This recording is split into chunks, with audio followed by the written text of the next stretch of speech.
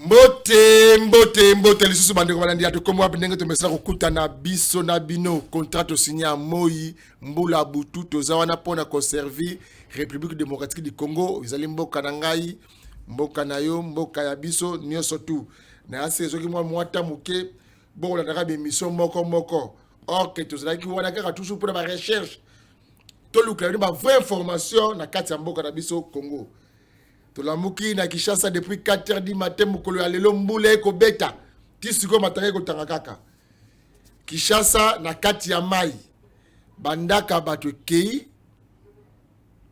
batu ba perdre mapangu batu ba perdre bana ba perdre ba parents pona manque ya vision manque ya makanisa malamu ya ko gouverner vie de Kinshasa na le baratango nyonso tango biso na lobana pesa pe conseil na bakambi gouverner c'est prévoir mais comme si bato mususu bato matoyi mangongi boko sala musala oyo na ba conseil na biso na ba critique na biso ndeko sala ke bino bakonzi bozo na mayele boye bako bongisa parce que toute autorité vient de Dieu modonyo so benga magazi na mokonjité mais na banzela bebi ya itando inene ba itando iketo ko pesa na makanisi aux autres communes qui sensu commune qui sensu ils ont ba itilaire donc bourgmestre batu ba ko gérer commune wana esprit na bango tout ça qui ba yanké bazo gérer tout la ki yanké le l'autre commune qui sensu wana eza invivable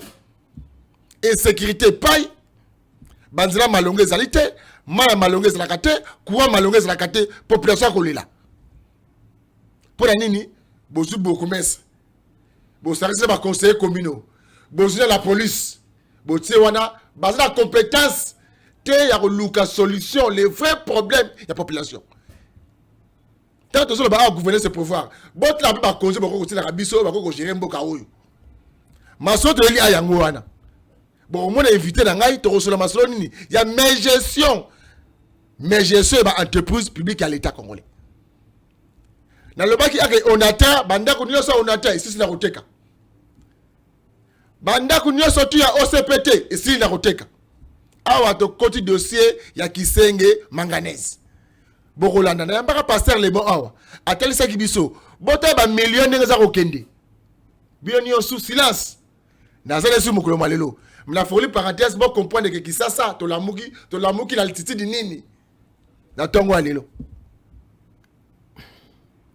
Bolandaki be émission na biso to bandaki na Maindombe na excellence ministre délégué to ke to longa Maindombe to ke na Kwilu na ministre délégué to longa na Kwilu to na plateau de Bateke Kinshasa na ministre délégué ya Atali ba ancien combattant to longa to ke kuna na Kwangu makamotali démobilisation toujours ya Mamobondo boko mona ndenge nini musali na malamu o esalami ndenge ye moko alakaki bango na kolongola bino musala o ya Kimobondo ya kubomaka ba congolais ya kopiyaka bangomba batu ya roboto na biloko batu boza ba civil o alinga sala musala soda akokende o alinga kene yeli pepe akokende o alinga comme muta service national akokende mokolo ya lobby to saki aller retour 4 avions aller retour Kinshasa Mbujimai ko remettre bandeko ba congolais ba tomboki ba o ba comprendre constitution mboka malamu te na maboko ya service national ngai mona banane na Kinshasa wa tozui avion ti na Mbujimai aéroport ya Mbujimai to remettre bango officiellement na bakambi ya ministre ya ministère ya défense tozui bango bande ko mobondo to ke ko remettre bango no ye moko numéro 1 ya ministre délégué ndeko Eliezer Tambwa lobaka ki na kozwa bango na kozongisa bango na vie quotidien o linga sala musala soda ko sala o linga comme chauffeur ko sala o linga comme journaliste ko sala lobby to ko remettre bango na musala o esengeli kuna nde bakoyeba o ya kozala soda o ya kozala mutu ya o ya kozala journaliste o ya kozala menuisier o ya kozala mécanicien o ya kozala chauffeur to remettre bango officiellement na service national ya yo yango le ministre délégué Bonez Laka ba congolais bazila besoin ba solution bazila besoin ba problème té cause le ba konzi mususu ba ko ba problème pour la konzi mboka tata ba konzi le Congo azuma ko ta tie anomé yo le comme la solution pour la population yo comme ce problème donc importance et ça pena mingité to zongi a on a plateau na biso na beteki masolo ya côté biteka te kabilo kwa l'état mais gestion ba ko gérer biloko ya l'état ba ko gérer le ba boutique le ko ba ndaku mapango ya bango or que ça biloko bien commun ba congolais nyonso ba congolais tu besoin doit ko réjouir nango alors il faut ko yo kaka matoye la mangongi te gouverner c'est prévoir moko ya lelo na yembele le sous passer les bons aya ko talisa biso kisenge manganèse oyo mamucha babenga kisenga manganèse. Est-ce que ba travailleur yango après pression après qu'on a ba plateau salaire ezongi simige ko futama que là c'est abane zongi l'autre dit que zongi banzele zongi ba tse ba condition malamu te ba tse ba condition malamu te gestion ya DG Yannick Sosongo ezali malamu tozo continuer kaka na chaotique na désordre bona na boke binyoso za en face na ngani za bona pasteur les bons molobeli ya bana kisenge manganèse mbote pasteur mbote nego Didier Kiku topesi bakongomani nyonso bipai wapi bakolanda biso na mokolo wa lelo mbote na totombeli bango koyoka malamu ya mayemanso ekoleka na etando oyo eke ya tokomi wapi. Ok, koyoka malamu makamisi koleka na etando oyo eke ya tokomi wapi. Ndenge bakole bokolanda bulandi ndenge pasteur bokoloba mais c'est kinga passe mingi na kozo appel batu koyebisanga ke mutu yamba na télévision tomoni awa minioté na kalufungula bako memai na lombango aibi abetaki mutu asoki mwasa mutu to eloko ni eleka ki passer ba mekana ko expliquer biso ba benga na téléphone aba ko benga ngayao ndeko Didier ki kukuna na kalufungula tomoni invité na yo o a défendre bana kisenge manganèse bato ba ko souffrir baza délaisser entreprise le bimaka ko kombo na ba yeba kangote bato ba yibika ba onatra ba yiba snell ba yiba sonas mais kisenge manganèse bato ba yiba mingi te mais ndeko la lobela kango tomoni awa na pire akokota eleka nini ezela nini eleka ko juste meka ko expliquer ba congolais. Merci ndeko Didier pona motuna balandi ya tokomi wapi télévision basi esengeli boyeba ete ezalaka na mokolo ya tukumisa tuna moko ya sanza ya zomi na mubu oyelekaki ya 2025.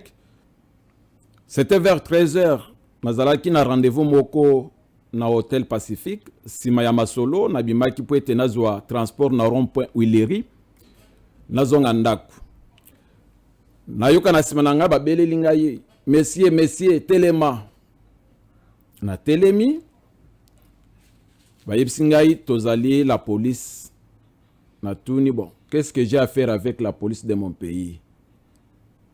Batouani mi bale balobi na ngai ozali mokangami. Na tuni bango mokangami na sali nini? Babrandir ngai avis de recherche. Neti nazalaki mutu oyo ayebana te motu oyo abunga ou bien banda kolukisa banda kala bamona kate balobi na ngai tokende na yo na jemi awa na kandu fungula bon tango na yoki ke na kende na jemi na lobi malamu je devrais me respecter na matina bango na moto toke na kandu fungula tango na komi na kandu fungula na bengi ba avocat nanga na bengi pe ba autorité mususu na signaler bango Natala Boye, na mon avocat, il y a DG Sosongo qui se présenté à lobby, il y a un azali plaignant. Ba vandi singati 18h, tant avocat na ba komi, to tuni to yeba. Plainte tango ba funda kingai, ezali ya nini e lobby nini. Plainte ezala kite, ba libera kingai, na zongi ndako, na yikondi mamokolo elandaki na confrontation na biso to kutaki ete plainte ezalaki te à ma charge to monaki mokanda moko ya ANR oyo babando luka kombo na nga kolukisa ngai mokanda ngo pe signature ezate so ya ANR ezate ezalaki biloko moko ya mbata basala po ete banlevenga sima na yango tozwaki mokanda ya koloba keno banlèvement ya bona ville ya Kinshasa ekoko lukela biso makambo sima mikolo esengeli to transférer dossier na cour de cassation ne epai wapi awa to koloba na yo dossier ezali kokoba tofundaki enlèvement wana arrestation arbitraire wana oyo esalamaki po ete plainte ezalaki te à ma charge. Alors dossier ezali kokoba malamu ndeko Didier na cour de cassation. Dossier ezali kokoba malamu na cour de cassation. Mais biso toyokaki kende DG Yannick Sosongo yende akangisaki yo. Yene mdatindaki batu baya kozwa yo. Mais yo za molobeli ya bana kisenge manganese. Soki ezalaki na nzela malamu, il fallait que batinda yo basala plainte moko na parquet, to na tribunal. Boni déjà entreprise na funda na société, to na commissariat. Et ça la valeur te. Plainte ezalaka ndenge na lobby na yo ndeko Didier balandi nyonso bakoyoka biso plainte à ma charge ezalaki te. Et kamisaki biso kutu ezalaka ba intimidation benengene. Ezalaki bon tokoloba ezalaki intimidation po ete na confrontation ya ba avocat na ngai na avocat ya DG Sosongo tomoni avocat akomela bato ya parquet que non tozali awa tant OPJ a déclaré que azali incompétent ya kosambisa ngai po ete tomemaki ba preuve nyonso ya mayemas tolobaka awa tomemaki ba preuve nyonso ya ba mikanda oyo tokomelaki ba différentes institutions to présenter OPJ atali alobi masolo yango babeteli ngai yawa ke non ozali kodifame DG ozali kotamisa kombo na ye na ba réseaux sociaux mais ma mikanda yango oyo okomeli présidence primature ministère ya portefeuille IGF partout APLC mais au dossier ya boyinga na kosambisa ngo te parce que bakonzi bayebi yango.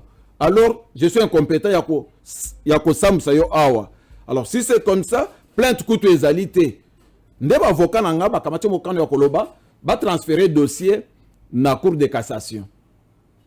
Plainte ezalaki kaka eloko moko esalamaka ete ba enlever ngai posa na bango ezalaki kaka ba étouffer ba boma pasteur le bon pour être à dénoncer mes gestions na bango na moyibi na bango ba boma biso et batika la kokoba na maye bazali kosala bakanga monoko nde ba mesana bazo boss na kate bakangi yo ate ba bomi yo ba parcelle le bon ebele bazali parce que kisenge manganese eza entreprise publique ezele ko ya l'état ezele ko ya mototé ata bakangi yo bato bakoloba bazali ata ba bomi même émission oyo be émission ko le kisenge manganese ezali parce que c'est eloko ya l'état eza intérêt général c'est ça il faut le bele yango mais lelo to moni yo lisusu na costume ya sika pasteur les bons to moni yo awa na plata to komo wapi ni ne memeli biso ya sika est-ce qu'après ba dénonciation na yo kisenge manganese bako signer ba contrat malamu te kisenge manganese bazwaka ba retraité na ndenge moko malamu te kisenge manganese bazwaka charge ba travailleur te bazina so de santé te bazina ba école te banzela balonge zali te bako souffrir basimik bazwaka te lelo yao est-ce que amélioration zali to ezalité malamu ndeko Didier pona motuna soki lelo toye na bitando eke ya tokomi wapi télévision ezali po ete toyebisa ba congolais baye balandaka émission baye balandaka maye manso to badai ko dénoncer awa ete bitumba yango to bundaka na bino po ete vous faites aussi partie na bitumba yango na ko dénoncer maye mazali koleka na kisenge maye tango mususu awa mokonza mboka yebi yango te premier ministre ayebi te po ete bazali kokanisa ete kisenge ezali mosika tokoko sala maso tolingi kosala ekoyebana te na Kinshasa.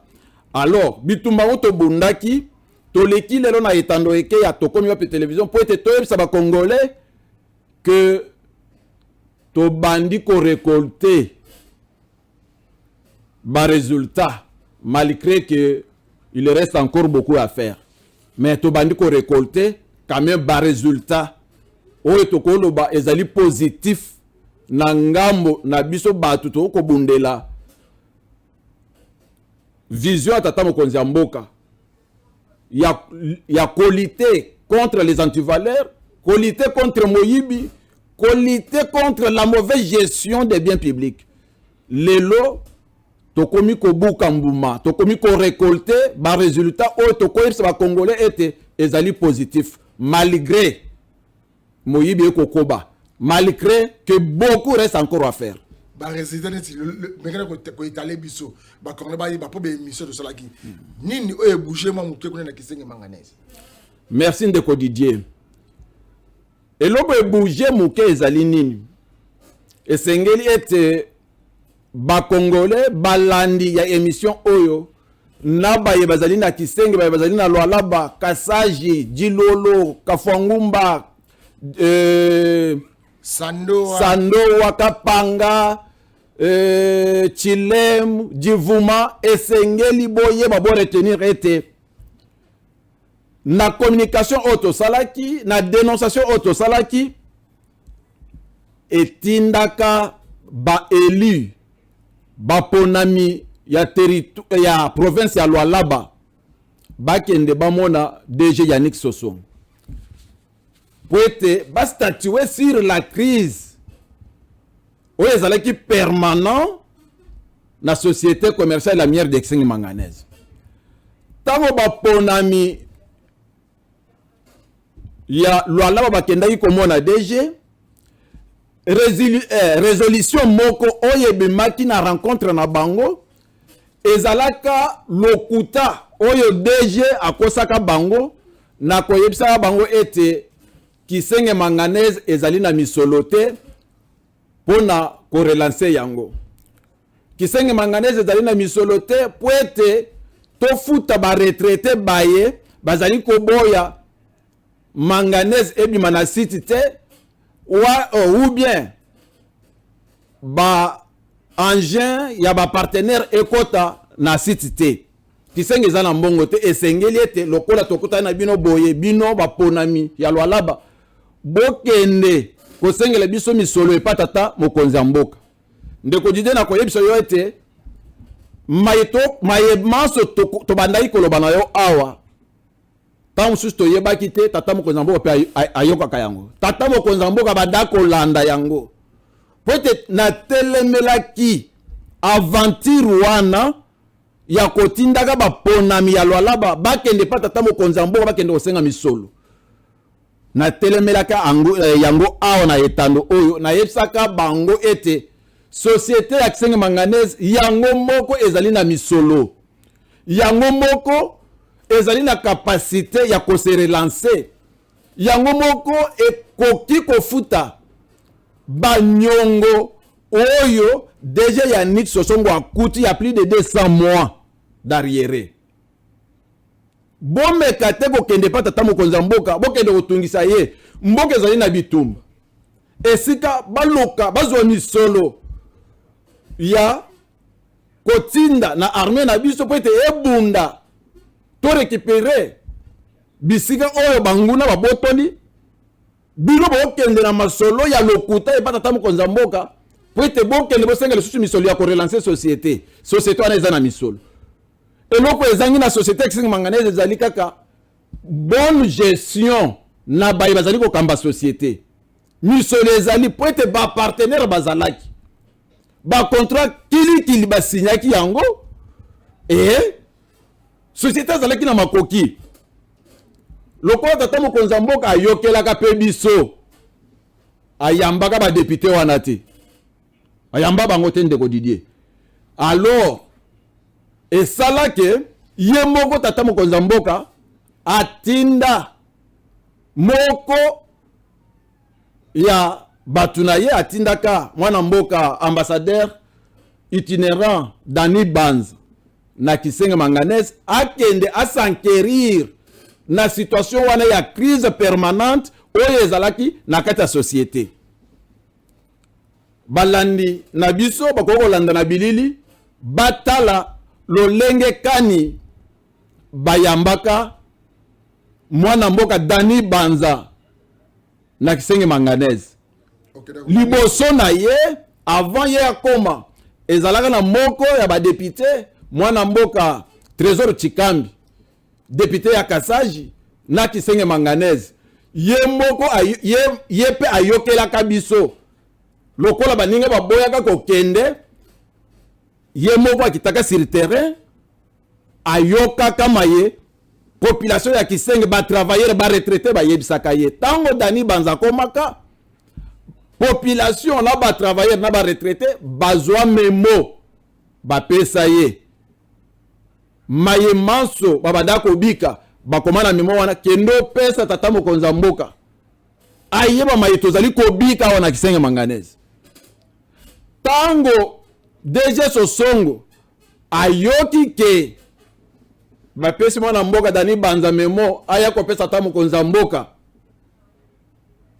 mutu et baluki a se précipité à convoquer une réunion tripartite na Lubumbashi.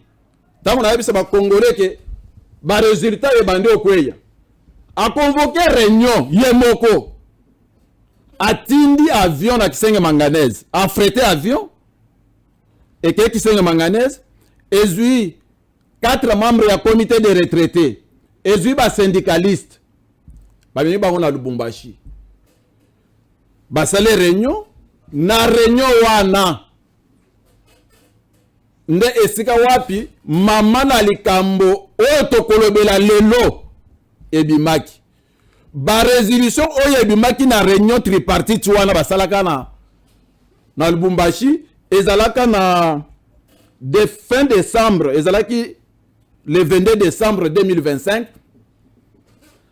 réunion et salamaka wana bazo mokano Sosongo yebisi ba retraité alobi na bango crise oyo ezali na kati ya société ezali kaka ete tofuta bino misolo plus d'arriéré de 230 mois ba décompte final na bino alors na osenga bino bondima lokola bozali ba représentant ya ba retraité oyo batikali na Kisenge na osenga bino bondima banyongo na bino nyonso wana na kofuta yango à condition que na futa bino 50%. De deux, na kofuta bino mbala moko te, na kobanda ko débloquer $100,000 en commençant au mois de janvier. Na débloqué $100,000, na foutu 10 personnes, 15 personnes. Na février, na débloqué $100,000, na foutu 10 personnes, 15 personnes. Ti na kosili sabino. Tango baye, bazalaki na réunion bazongi Kisenge. Ndeko Didier, makambo e baluki. Baye batikalaki. Lokola ba konsilitaki bangote. Baboyi en bloc. Ba résolution nyonso e bimaka na réunion oyo Sosongo a convoqué na Lubumbashi. Bakomi lettre ya contestation. Bakomeli lettre ya contestation. Balobi ba résolution na yo nyonso bimisi kuna na Lubumbashi etali biso te toboyi yango. Toyebisi yo. Futa biso mbongo na biso nyonso 100%. Toza na ba jurisprudence. Baye bakambaki société oyo liboso na yo. Bakuta banyongo wana. Batika banyongo wana. Société ezali ya l'État. Biso tozali ba travailleur à l'État. Tosalela l'État. Eza na mutu moko te oyo leka na société oyo a meka ko toucher na barrière de salaire na biso ameka ko toucher na ba décompte final na biso maye ozwaki net mikano na Lubumbashi etali biso te toboy et puis toyebisi yo makanisi na yo ko bando futa biso 10 personnes 15 personnes toboy yango mbongo ezali futa biso nyonso mbala moko tango bando futa 10 personnes 15 personnes tozali à peu près 256 retraités okosilisa biso na mbula nini to boy bakomile lettre batindeli biso lettre wana wa to sali pe lettre à transmission to déposer ba lettre wana na ba institution en commençant par la présidence la primature le ministère du portefeuille et la PLC malgré lettre à contestation o baninga bakomaki Sosongo ayoki te a passé na vitesse supérieur pour exécuter son plan machiavélique. Abanda ko futa kaka bato 50% ba décompte final na bango. Sans consentement na bango. Nyonso wana souci na yezalaki nini ba lever mesure oyo bazwaka yake soki to futami te to rien akokota na na site te soki tofutami te Torian manganese akosala mosala awa te soki tofutami te manganese oyo ezali bloke na bawagon na site ekobimaka te ata mokolo moko. Alors nde asali je na ye wana ya kokosa bango po ete balanda biso kolanda na bilili batala liste ya 15 personnes oyo abimiselaki bango na mois de janvier. Télévision zali ngonga ezali pe na mois ta oyo tutiaka mwa biloko ebele Manis Kembolo BTL bozomona mwa bapape boti na biso na botelesa bapreuve de paiement bacontrat oyo ezali signé par DG Yannick Sosongo na batravailleur ndenge nini akopesa bango misolo oyo alakaki bango. akopesa bango te abimisaki liste abanda kofuta na liste ya liboso abimisaki na janvier ya 15 personnes oyo basengelaki bafutama yango wana bazotala na liste wana ndeko Didier mutu moko kaka nde azali vivante une seule personne 14 nyonso wana bakufa baye bakorekipere misolo wana bazali bakoko na bango na bana na bango po ete barekipere misolo wana esengeli jugement esalama na tribunal de paix ya Djilolo bato wana bakomi lelo komata kokita bakendaki na tribunal de paix ya Kassaji oyo ya Kassaji procureur alobi makambo wana etalinga ete batambwisi bambakei Djilolo ya oyo président ya tribunal de paix de ya Djilolo azalaki malade azalaki hospitalisé na Kolwezi esengeli bazela ti akobika azonga bazwa ye en charge aye kosalisa ba jugement wana awa to kolobaka na yo to loba na yo awa na etando bato wana bafutama te février yango pe tokomi na suka. Ok, na bande ko na ngai so bozo ebate donc Kassaji Djilolo eza à peu près combien de kilomètres? Kassaji c'est 110 km. 110 km. Donc na yibi banzela na malamu. Kassaji Kisenge c'est 65 km. Ce que muda sala kango aller retour. Alors Kassaji ake Djilolo Kassaji. Pour la document moko supplétif oyo ko sala gazo monsieur papa na bi akoko na ye. Dans la souffrance modèle wana papa botamaki a souffrir pour za misola zui yango te. Moi na so atikali to koko atikali pour za misolo oyo papa na ye to koko na ya monela ki passe. Il faut ce souffrance. Bande ko na ngai DG Yannick Sosongo. Zala pe moto mabo moto te. Zala moto mabo moto e ko sala malamu te na yebi transit a Djilolo. Toko na ko bakisa. Oui, bakisa. Na ba bulletin oyo apesi bango. Parce que esengeli ba congolais ba yeba été depuis son avènement à la tête ya société commerciale la minière de Sengi manganèse DG Yannick Sosongo azali ko futa ba travailleurs a futa ba na bulletin de paye. Il a inventé son système il a futa ba travailleurs na liste. Pourquoi? Parce que bato oyo engagé bato ya sika ba cadre ya société oyo sika engagé na société bazana barème salarial na bango oyo ekeseni bango bazo futa le double ya barème salarial oyo ba ancien cadre ya société ba bando futam ye moko nanu oyo yebisa ba député na biso ete Kisenge zala mbongo te azwa salaire ODG à Kalabando comme il futa $4,000 pour na ye a multiplier en fois 8 oya yebisi bato ke mbongo société zala mbongo te enveloppe salariale pour choquer encore du temps de Tchawila enveloppe salariale oya bando futa ba travailleurs nyonso ak global ndeko Didier ezalaka il y a $200,000 et foutu ba travailleurs nyonso mais lelo c'est 580,000 à $600,000 ezali triplé muto bongo azo yebisa batu azo kosa ba député na biso ete Kisenge ezala mbongo te mais pendant que azo futa ba cadre oya nommé na société le double ya salaire au ba cadre ya kala wanda kozu na ba cadre wana ya kala bati kala na salaire na bango ya kala wanda kozwa oya ye nyonso ya sika ya nommé bazozwa bazana barème salarial na bango mais pour ko futa sikoyo ba retraité abimisile bango bulletin ça passe mingi na bulletin wana okomona bulletin mususu matricule ezate okomona bulletin mususu date d'engagement ya mutu eza te, date ya retraite ezali te. Babilete yango wana balandi bakolanda yango na bilili parce que télévision ezali, radio te bakotala. Nyonso wana na kati eza nini? Ezali ruse ya kimoyibi. Ya kimoyibi. Kisenge manganese. Parce que les boys produisent kanini. Parce que les Congolais sont en train de produire kanini. Et puis ils sont kanini na kati ya République démocratique du Congo.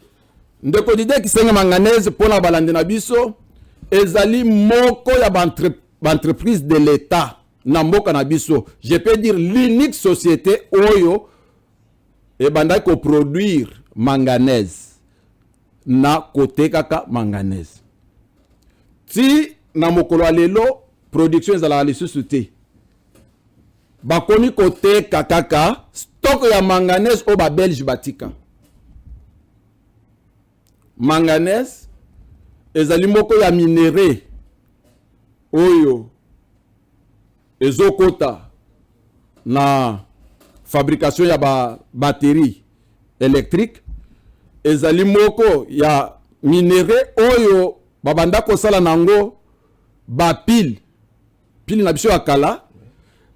Manganese ezali moko ya minéraux oyo basalaka nango ba ferro manganese. Ba ferro oyo batongaka nango bandako ebimbaka. Ezali na province nini? Ezali na province ya Lualaba na territoire ya Dilolo, précisément na cité ya Kisenge manganese. Oui, bandeko tu bazolanda biso kuna na Dilolo na Kasanji na Sandoa na pesi na mbote mingi tozo bundaka pour l'intérêt général. Nous sommes des Congolais de Zamboka na biso, entreprise Kisenge pe ezala ba Congolais. Est-ce que détournement sili kuna na Kisenge manganese? Ndeko Didier, détournement awande tokolakisa ba Congolais ete tolobelaki pona détournement ya misolo. Tolobelaki détournement ya 1 million na contrat ya TSM, société ya Simeon Tisangama. Tolobelaka détournement ya 10 millions de dollars na contrat ya Toriana manganese.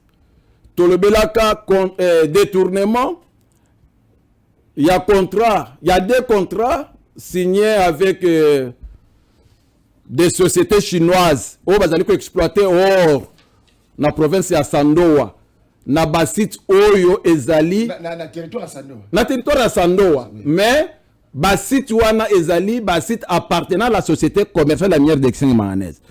Kuna tozali na société chinoise Amani na société chinoise Uzo. Ba société wana mibale basigna contrat na Yannick Sosongo bazali ko exploiter or na basit wana superviseur azali moninga ya DG Sosongo, géologue monsieur Christian Mwabanwa azali pas même travailleur ya Kisenge manganese mais ami propre selon rapport na information oyo le directeur d'audit interne nommé par Yannick Sosongo, directeur Minga François Mbengel, petit frère ya PCA ya société Constantin Bengel. Moto apesa biso information nyonso ya ba détournement ya misolo ya Toriana manganese. Awa toko loba na yo awa ndeko na biso oyo ba licencié basi ba licencié et pas Yannick Sosongo. Pourquoi? Parce que il a vendu la mèche à leur ennemi juré qui est Pasteur Lebon. Ba licencié moi na mboka wana azali sous la musalate. OK, nini ba Congolais ba ko retenir la gestion ya DG Yannick Sosongo. Otuna kingai motuna malamu ndeko Didier, est-ce que détournement est sil? Oui. Détournement est silité. Ba appliquer méthode ya sika pona ko détourner. Yemoko deko Yannick Sosongo na kosala calcul na ye alobaka na biso ete ko futa ba travailler, ko futa les arriérés, il y a plus de 230 mois. Ko futa ba décompte final ya ba retraité, nyonso enveloppe ko sala et ko koma ya à peu près 40 millions de dollars. voire au-delà de 40 millions de dollars. Les lots a en place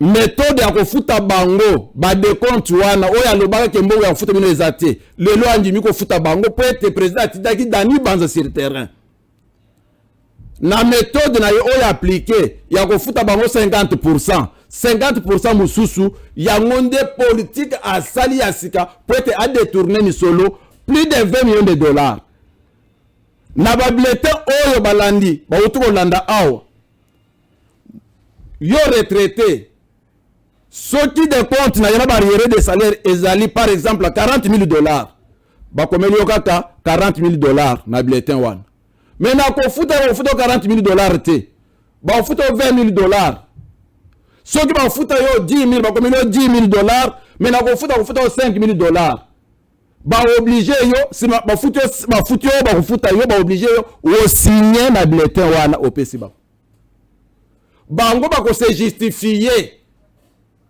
na signature na yo et na mis papier ezola kisa ete bafuta yo 40 000 mais bafuta yo 20 000 yo osalisi bango na signature méthode ya sika détournement ya hunde to ko dénoncer to si to komeli ba institution to yebisi bango soki ekoki te bozana makoki te ya kokanga mutu na bino oyo parce que biso nous sommes là pour lutter contre les antivaleurs tozana vision tata mokonzi mboka tozali komona mai mazali koleka sur terrain mutu azali moyibi mais ezo umela pona kokanga ye ko convoquer ye kojit biso tozomemela bino ba preuve yango ba bulletin yango na bozali komona batu wana bazali ko obliger bango avant bafuta bango misolo okomona ba bulletin aho tolo nani bafuti bango te mais so tali na ba bulletin wana déjà ba signature eza ba signature ba nani parce que monde azumi misolo te ba signature ba nani c'était une obligation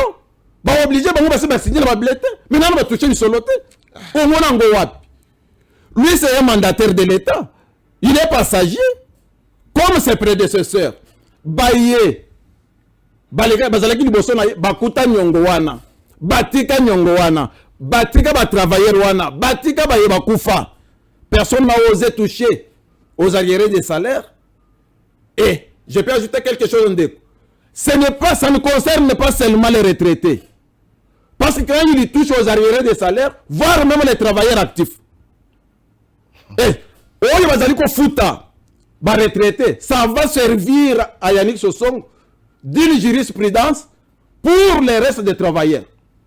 Ok, ndeko na biso le bon passer le bon mubenga télévision zali ngonga na moyo kuna Shadrack damu ko betela maboko kuna na lingi sikoyo opesa maloba suka tata mokonzi ekolo komu pas premier ministre pas ministre à portefeuille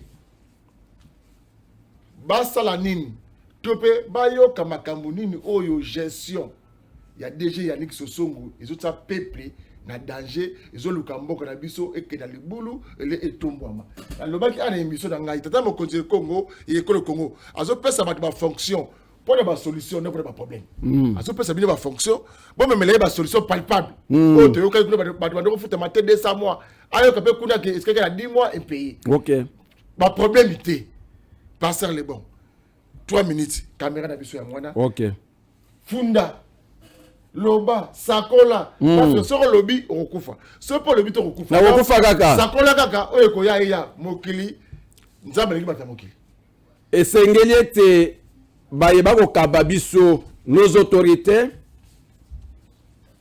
bayeba ete jusqu'à ce jour les allégations à la charge du DG Yannick Sosongo qui gère la société commerciale la minière d'Exeng manganèse restent dominées par une gestion calamiteuse. Les lots, batouana, travailleurs, bafuta makaba, bulletin de paix à la kate. Kiseng manganèse reste l'unique société où yo travailleurs, bazali ko futama. Nouveau cadre engagé, bazana barème salarial na bango. Les anciens cadres de la société, bazali pena barème salarial na bango. Kiseng manganèse est l'unique société où DG décide de faire tout ce qu'il veut sauf rien. exploitation illicite ya or na Sandoa. J'interpelle ici les autorités congolaises de mon pays. Balandela vente ya or oezali ko salama 2 semaines après production et pas ya moninga ya Sosongo Christian Mwaban oezali ko superviser les 2 mines, les 2 sites na Sandoa. Ba contrat o Sosongo signaki na société chinoise Amani na société chinoise Uzo kuna na Sandoa. Or wana ezali koteka production après 2 semaines or ekenda koteka ma misolo bazali kokabwana. Et sengeli ete ici lokolo pesinga 3 minutes j'interpelle les élus de l'Oualab et particulièrement ceux de Dilolo. Mina wezi kuniambia hata Mswahili juu muelewa vizuri. DG aliniambia kusema societe haina na pesa ya kulipa watu. Leo hii masamil anaanza kudebloke kila mwezi.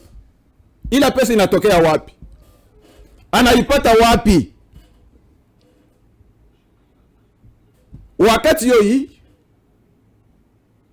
mwenda mkamuulize ile madecision aribeba ya kulipa bantu 50% ya mariere de salaire yabo na kuripa ba retraité 50% ma de compte yabo, le reste ni nani atai bénéficier.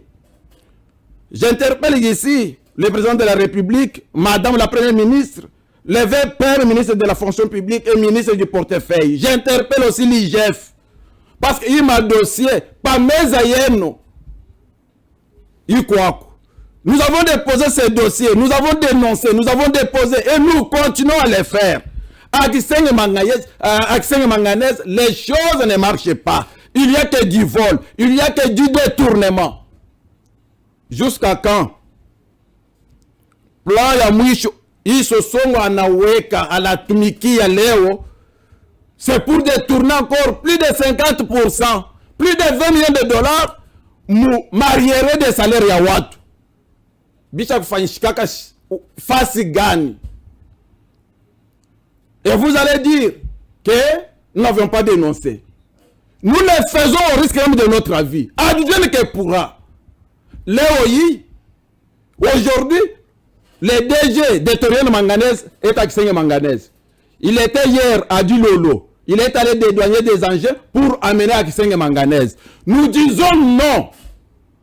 Il n'y aura pas des engins qui vont entrer à Kisenge Manganès pour travailler. Nous disons non. Torian a statué comme Kisenge jusqu'à ce que qu'on paye les retraités.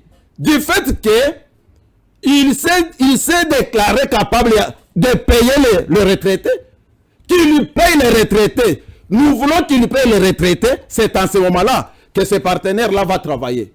Au cas contraire, comme on appelle atembe pabicho yetu, Sosongo atatembe pabicho yetu. Kama anapenda atuue, Sosongo atatuue juu partenaire wake ule Torian atumika mukisenge Manganès. Ok, matondi mingi ndeko na biso passer les bons naki osaki mwa mokeli koloma kasi boko pa ndeko passer les bons tant le belaka mboka Congo na sima na biso tsaka drapeau alors que ça la passe mingi ya komona ba congolais lokola biso ba l'équipe biso ki congolais même mislo ba ko détourner ndenge ba ko tombusa ekolo Congo comme si eza mapango na bango ba boutique na bango ba foyer na bango te Congo eza biso nyoso tout. DG Yannick Sosongo tata mo konzile kolo konga tsema koloto ale bakeye lelo zali DG ya Kisenge Manganès pour population li ya malamu bakendaka bana na bakendaka ba classe salaire za la malamu ba tso poko ma itilaire te comme ça en république te eza république d'Allemagne te DG Yannick Sosongo solution ya ba yimboka ya ba kongomani ozana polongo la ba ko ba problème te olongo la ba problème pas mo konzamboka ya yena ba problème. Il y a pas de problème. Ndeko pasteur les bazo kolobawa. Alobi kazo ya ko bunda pour ba intérêt général ya ba congolais. Na lobi awa on attend banda ko zo tekama. On se pété ba site ni on se sili. awa siko dossier Kisenge manganèse na komeli na mikitisi na komeli j'aime faire la paix avec toi à condition que bengangai na lakisa yo nini esengeli to sala na komeli ende ko Didier je l'ai dit devant a répondre donc à répondre ngande nini nazali ka pai je ne vois rien. OK, ça passe. Alors, lokola lingité, il s'en fout de tout le monde. Non. Nous voulons l'aider. Ce n'est pas que non, nous nous acharnons contre l'individu. Non, c'est contre le système. Quand ça ne marche pas, c'est pour l'intérêt de tous les Congolais. Quand ça ne marche pas, nous n'allons pas fermer nos bouches. Nous n'allons pas croiser nos bras. Okay. Tu voles, hein? Utatokuta mundia yako. OK, et ce qui va passer les bons comprendre que le Blamboka Congo n'est pas une émission on a le bon yamba passer les bons bien moi kala dossier mais gestion na Kisenge manganèse to le beli lelo moule betiti gouverneur a vu de Kisenge dans le Bumba lingako ka lisolo mbula te mbula ebete ki makas boyoki ba dégâts o islami na kata vie de Kisasa batu ba kufi batu ba perdre bandaku na bango. To lobeli de ça on est en train de banda ko tekama to lobeli bakamba o se pété ba ko tekama siti na bango to lobeli pe bakamba tali gestion pendant quand gestion ba commune la mingité gestion ba commune il y a deux ordres à boire et à manger ba beaucoup mais c'est oyo il fallait élection ça la maté ba oui quand c'est que baza au dessous ya mibeko ozu la commune ya Kisenso commune ya Kisenso population ba ko benga ba ko komawa. Bon le bagui maga za mona Kisenso ba onde ba ko benga et ça la unité ça la commune Kisenso benga ba vimbo ba tambola ka tennis civil bazana manduki bazana machette bazana ba pau numéro 1 ville de Kisasa a outa ki kuni la commune Kisenso ba boubier ba kosier commissaire divisionnaire ville de Kisasa. Numéro 1 la police a vu de Kisasa, on connaît les Kisenso, Bakosio, on connaît aussi la théâtre. Vrai problème, il y a une sécurité, il y a Kisenso à bomber la Kiyango. Dans le bateau, on est comme Mona, on est la kermesse. Il faut écouter la population sur la bango. Et c'est un groupe de gens à 4 personnes. Babenga bango unité ba Vimbo. Bazo mener terreur. La 4 c'est la commune à Batu. Il y a Kisenso. Population qui vivre le coup la population té. Congolais ça doit autambola partout ya lingi ndenge mobeko likoze lobby. Congolais passé à doit autambola 24 heures sur 24 heures. Ndenge mobeko likoze lobby c'est fraction té. Boni na Kisenso mutako ko tambola té. Mutako ko kene ko teka té. Mutako ko somelo ko kolia té na Kisenso. Na Kisenso chef de riz ateka bangi ateka gene. Ba civil ba ko kanga batu. Ba kena le pas chef de riz wana ba sambisi mutu ba futi ba mande mbongo ba futi amande ba meli ya Rodiamba ba meli ya gene na bureau ya chef de riz na makamna zolo ba preuve na commune ya Kisenso quartier ki Tomesa boke na Veli Kinzazi boke yotala a diagonale la bara safu boke yotala chef de riz ateka bangi a gene a 0 mètre na ba civil bazo kanga batu to le baté commune na bino mboka na bino to tika bino te na tika bien monter belé boko loba boko ça ba théâtre Kisenso za mototé bana Kisenso ba kolela bazina besoin de solution dans l'immédiat il faut recharger beaucoup mais c'est Dieu numéro 1 la police ba conseiller communer tous baza complice il y a destruction à commune ba Kisenso nakoya pour la commune Matete oui commune monene bongo marque éclairage public et sécurité pas la commune ko Matete commune mondiale tika place moko te monde pela oh soni to bande ko nanga na sugi apona mukolo malelo tukutani lobi